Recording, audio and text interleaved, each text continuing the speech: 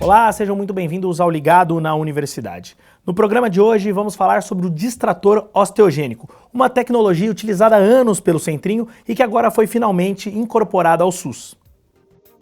O Hospital de Reabilitação de Anomalias Crâniofaciais, o Centrinho da USP, realiza há cerca de 10 anos o uso do distrator osteogênico para a reabilitação de algumas condições, como é o caso da sequência de Pierre-Robin. Neste ano, a tecnologia foi finalmente incorporada pelo SUS, o Sistema Único de Saúde, e o hospital teve papel fundamental nessa conquista. E para falar mais sobre esse tema, estamos recebendo aqui hoje o professor Cristiano Tonello, que é chefe técnico da seção de cirurgia crâniofacial do Centrinho. Professor, primeiramente, muito obrigado por ter aceito o nosso convite e estar aqui conosco hoje. Obrigado, Vitor, pelo convite e pela oportunidade. Bom, professor, o que é o distrator osteogênico? O distrator osteogênico é um aparelho que nós usamos para alongar uma superfície óssea, né?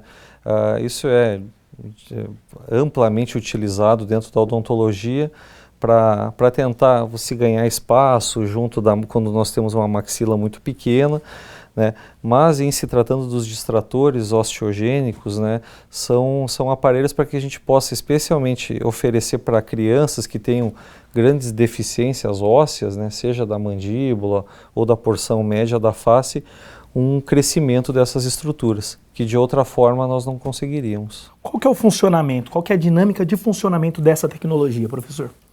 Na verdade, ela é muito simples, né?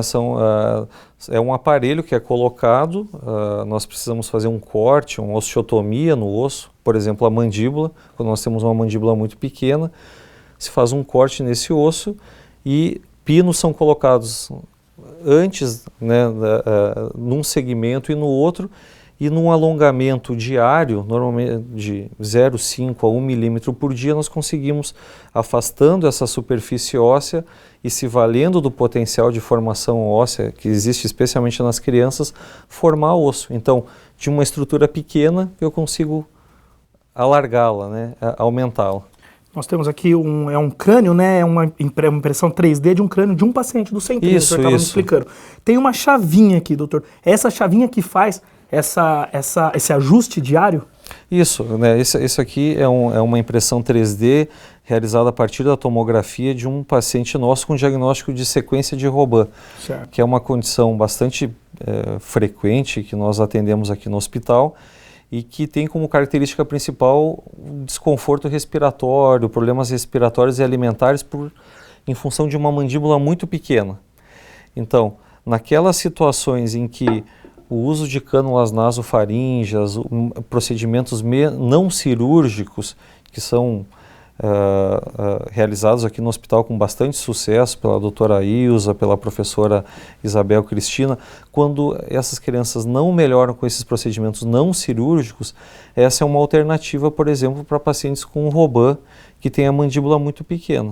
A partir do momento que eu faço esse corte no osso, né, e com o uso dessa chave eu vou afastando as superfícies ósseas e com a formação óssea nesse intervalo, eu consigo alongar a mandíbula e trazer todas as estruturas para frente. E dessa forma fazer com que a criança respire melhor, se alimente melhor.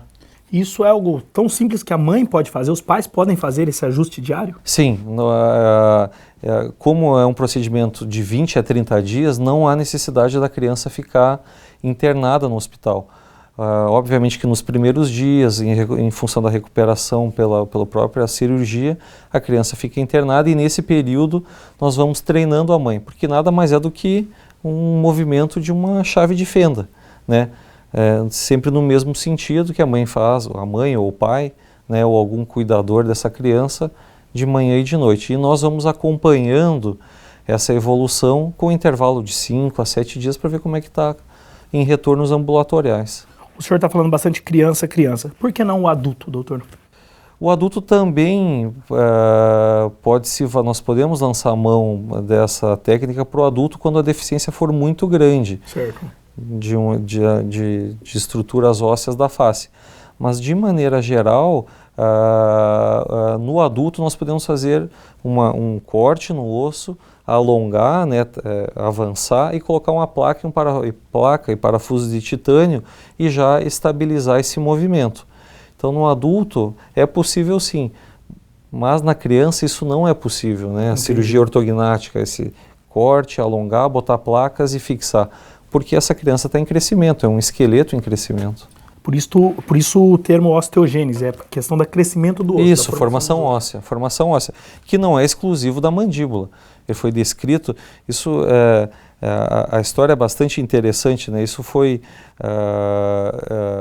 criado, foi difundido por um ortopedista russo, né, de sobrenome Lizarov, um indivíduo que achou uma alternativa de alongar ossos longos, especialmente das pernas, naqueles pacientes que tinham uma deficiência de um lado em relação ao outro. Sim. Então, se aplicou esse princípio de alongamento ósseo para os ossos longos das pernas, e logo em seguida isso foi visto pela comunidade científica que poderia ser aplicado em outras estruturas ósseas.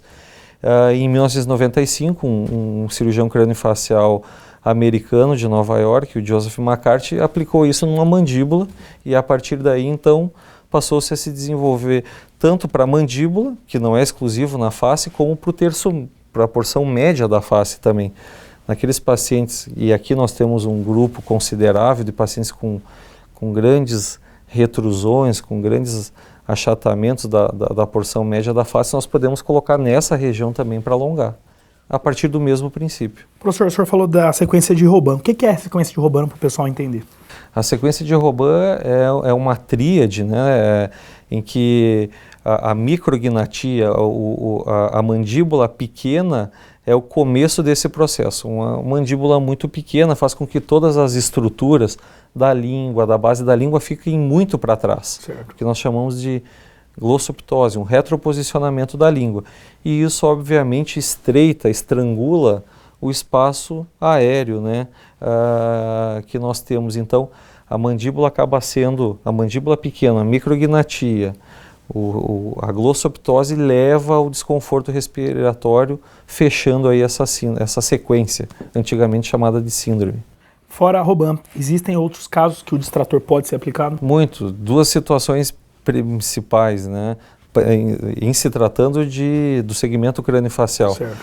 Todas as condições clínicas que cursam com mandíbulas muito pequenas, síndrome de Treacher-Collins, sequência de Robin, espectro óculo-aurículo vertebral, que é uma outra condição bastante comum, também chamada microsomia craniofacial, que são alterações, muitas das vezes só de um lado da mandíbula, essa é a principal, e outras alterações que cursam com grandes retrusões da porção média da face, que também é um grupo grande de síndromes aí chamadas de craniosinostoses sindrômicas, e que se valem também desse tratamento para aliviar desconforto respiratório, melhorar a harmonia facial. E professor, o senhor estava me falando que o uso do distrator, ele evita procedimentos mais invasivos, no caso, que poderiam ser feitos para resolver essas questões. É isso mesmo? É isso mesmo. Obviamente que você, ao se deparar com esse aparelho, né, com pinos na face de uma criança, ele não deixa de ser invasivo, obviamente, mas quando nós falamos que ele evita procedimentos mais invasivos, nós estamos nos referindo à traqueostomia, por exemplo, né, que é uma condição em que com muita dificuldade, depois nós conseguimos tirar essa traqueostomia das crianças. É um procedimento, a traqueostomia é um procedimento válido, muitas vezes nós temos que lançar a mão da traqueostomia, mas é algo que gera muita preocupação para as mães, para os pais, porque é uma criança que não pode ir na piscina, que tem que ter muito cuidado, aspiração contínua, né? Então, podendo-se melhorar, atuar exatamente no sítio do problema, na causa do problema, certamente isso é melhor. Obviamente que se tenta, antes de uma distração, os procedimentos não cirúrgicos, né? Especialmente aqui no hospital, se tem grande experiência com o uso de cânulas nasofaríngea com a participação importante da enfermagem, né, nesse cuidado, a própria fonoaudióloga fazendo exercícios para que essa criança tenha controle melhor da motricidade oral, né, e a própria pediatria de uma maneira geral, né. Então, quando esses procedimentos não funcionam, então nós vamos recorrer à distração. Ok, professor, vamos fazer um breve intervalo. Ligado na Universidade, volta já já.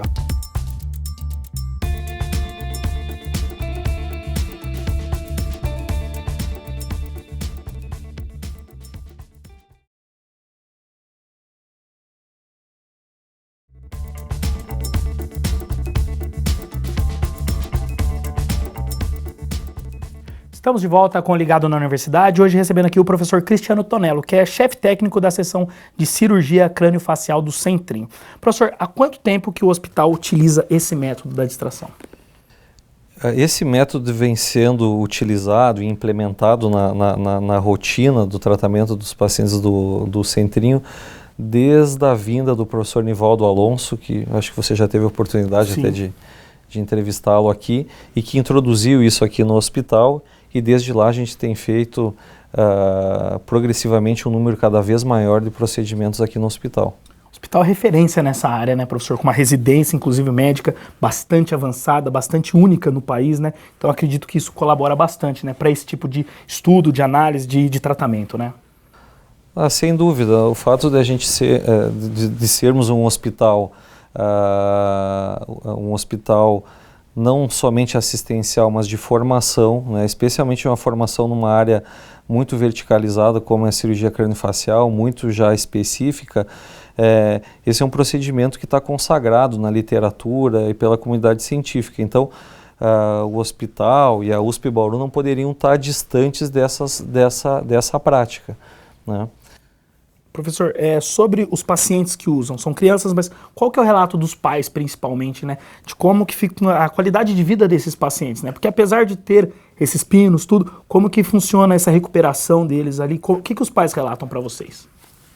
Os pais, num primeiro momento, hoje com muita frequência, os pais, até por isso é uma grande vantagem das mídias sociais, que os pais hoje com muita frequência já se conhecem, já se conversam e procuram saber sobre essas situações. Hoje mesmo nós tivemos uma criança de 2 anos que veio no ambulatório, hoje de manhã aqui no hospital, e que os pais já chegaram com essa pergunta pronta, né? Tem indicação de distração? Não tem?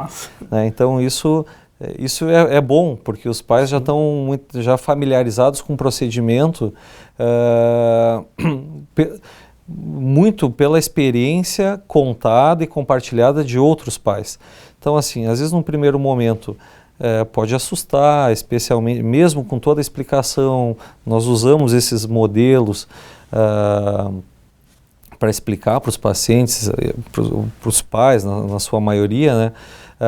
Mas depois os relatos são muito favoráveis, porque passado o período de 2 a 3 meses com esse distrator e após a sua retirada, é uma criança que tem uma vida normal, né? Não está com uma traqueostomia, não está com uma gastrostomia, eventualmente para se alimentar, uma vez que nós atuamos, né, no sítio obstrutivo, no local que estava causando todo aquele problema respiratório ou alimentar.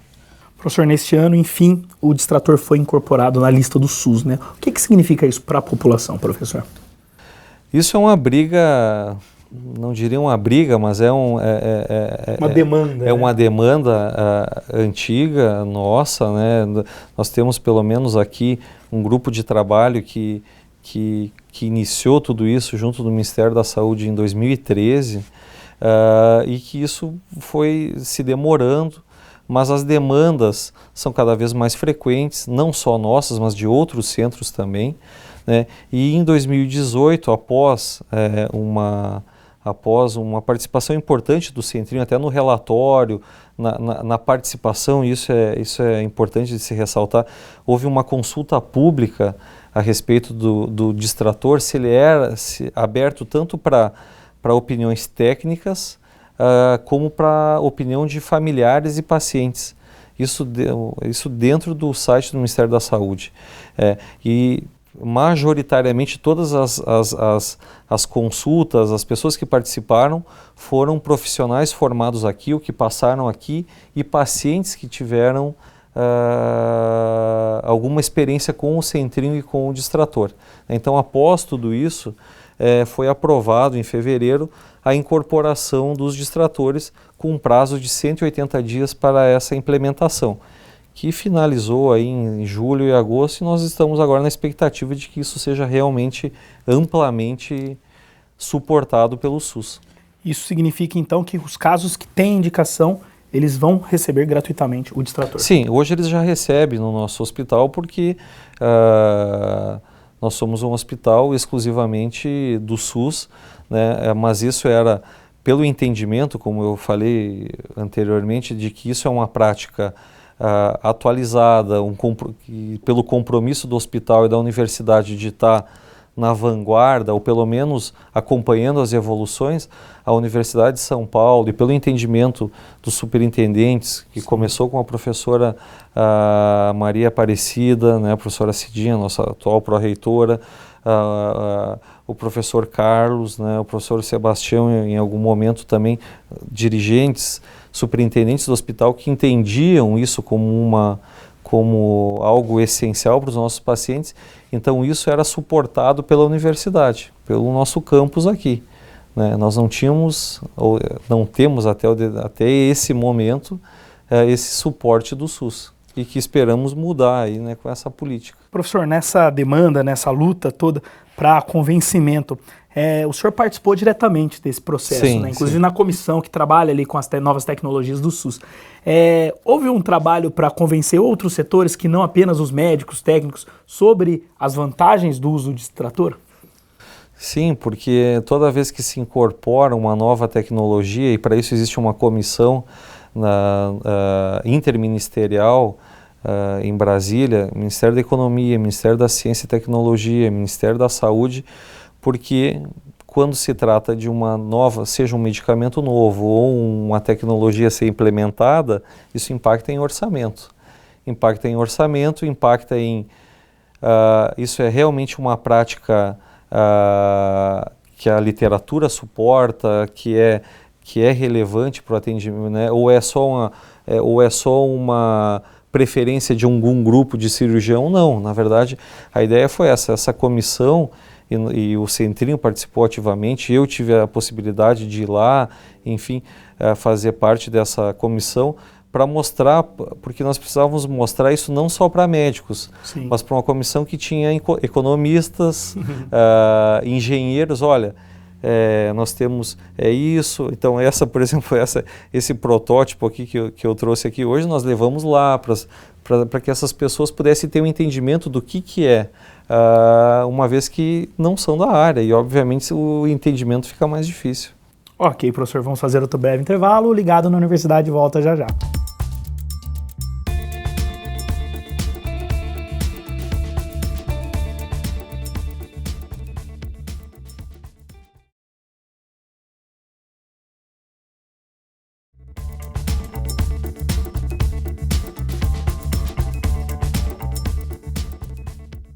Estamos de volta com o Ligado na Universidade, hoje recebendo aqui o professor Cristiano Tonello, que é chefe técnico da seção de cirurgia crânio-facial do Centrinho.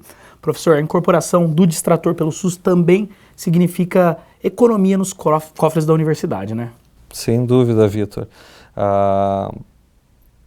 Até o presente momento, a saúde suplementar autoriza, né, os convênios autorizavam esse procedimento a partir de uma justificativa que obviamente confirmasse a indicação desses aparelhos, mas era uma dificuldade muito grande no Sistema Único de Saúde, porque era uma tecnologia que não era incorporada, né? Agora, nós realizamos isso no Centrinho e ano passado foram realizados pelo menos 30 procedimentos desse tipo aqui, pelo entendimento que é a melhor forma de tratamento para alguns dos nossos pacientes e pelo caráter também de formação dos médicos residentes, dos profissionais que passam aqui e que buscam na USP Bauru uma formação de vanguarda, de fronteira, né, acompanhando aí o que tem de mais atual na literatura médica, né? Então, para nós, certamente, e obviamente para os cofres da universidade, é algo que impacta bastante. A gente olha aqui, né, um ferrinho, né, uma chavinha, parece que é algo barato, mas não é tão barato assim, né, professor? Se eu não me engano, ano passado, quase R$750 mil só no equipamento, professor? Só no equipamento, porque esses equipamentos, grande parte deles são importados, né, chegam no Brasil com um preço já cotado a partir do dólar ou do euro, e obviamente que isso eleva muito esses valores, né? Então, esse é um valor aproximado do que foi realizado no passado, mas que é algo que deve ser considerado, né? Toda vez que nós realizamos um procedimento definitivo como esse, né, que voltado especialmente para crianças, e aqui nós estamos falando de crianças muito pequenas, com menos de um ano, e que nós podemos proporcionar uma alternativa à traqueostomia, né, que é um procedimento que aparentemente parece muito barato, mas exige retornos regulares ao hospital, são pacientes que têm com frequência intercorrências clínicas em função da traqueostomia, né, a ausência do trabalho dos pais para acompanhar essas crianças, né, afora todo o cuidado e de se ter com uma criança dessas, que a todo momento tem que ter a sua traqueostomia, aspiração de secreção, um cuidado, o impacto social disso, né, a inserção dessa criança na escola, esse impacto, todos esses valores têm que entrar nesse pacote, né? Professor, essa conquista aí, essa atuação tão direta do Centrinho nessa conquista, mostra a importância do nosso hospital, justamente criando políticas públicas, professor? Eu não tenho dúvida de que essa e outras, isso não é só trabalho meu, isso certamente vem de anos, né, desde a criação do hospital há mais de 50 anos. Cabe a nós hoje, muito se conseguiu, eu acho, em função de uma presença muito marcante, uma habilidade muito grande que os que estão há mais tempo no hospital nos contam, do próprio tio Gastão, sim, das equipes e das pessoas que ele conseguia congregar, a própria FOB, né, a Faculdade de Odontologia de Bauru, que está entre as maiores universidades, os maiores cursos de odontologia do mundo, né, ranqueado, né, e os seus pesquisadores da mesma forma. Então, certamente isso mostra o compromisso, primeiro, que nós temos com apresentar para os nossos pacientes, oferecer para os nossos pacientes e para os nossos alunos o que tem de melhor, né? Então, eu não tenho dúvida que isso reforça a nossa posição, que muitas vezes por momentos econômicos do país, do Estado, né, por alguns momentos às vezes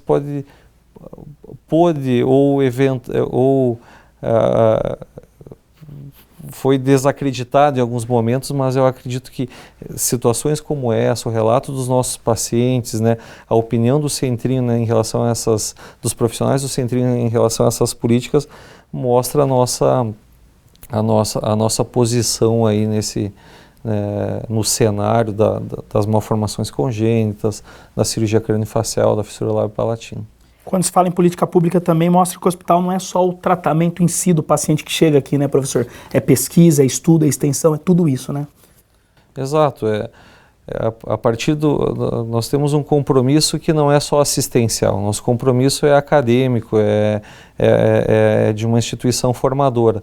Então, essa associação, sem dúvida, é extremamente benéfica, porque nós estamos vendo na prática qual é a necessidade do paciente. Não é que nós estamos adotando aqui algo que, porque isso está aparecendo, está em evidência nos periódicos científicos, nos livros, ou é algo que está acontecendo nos Estados Unidos, na Alemanha, na Suíça. Não, é porque nós estamos de acordo, né, com aquilo que a academia se propõe, né? O Hospital de Reabilitação de Anomalias Craniofaciais é a Universidade de São Paulo. A Universidade de São Paulo é a maior universidade do Brasil e uma das maiores do mundo. Então esse é o compromisso. Eu acho que não poderia ser diferente. Professor, para a gente finalizar, e para o senhor, como que é, professor, pessoalmente, fazer parte de uma conquista que muda um panorama de um tratamento, de uma reabilitação?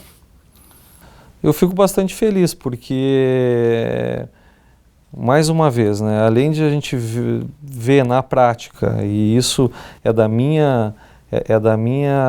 do meu ofício, do meu exercício diário, semanal, acompanhar esses pacientes. Agora mesmo, antes de vir para cá, eu encontrei um paciente que é muito querido para nós, que é o Daniel, um paciente com síndrome de Treacher-Collins, que fez um alongamento de mandíbula, uma distração osteogênica e está sem a traqueostomia.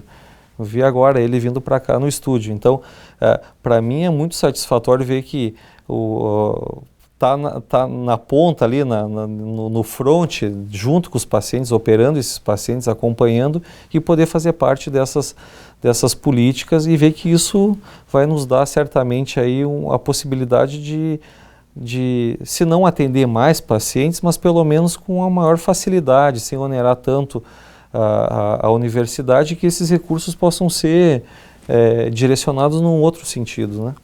Professor, queria parabenizar o senhor pelo trabalho. Obrigado. Agradecer mais uma vez sua participação conosco. Obrigado, agradeço a oportunidade mais uma vez de estar aqui e explicar um pouquinho sobre os distratores. Obrigado, professor. Obrigado. O Ligado na Universidade de hoje fica por aqui. Esperamos que tenham gostado e até a nossa próxima edição.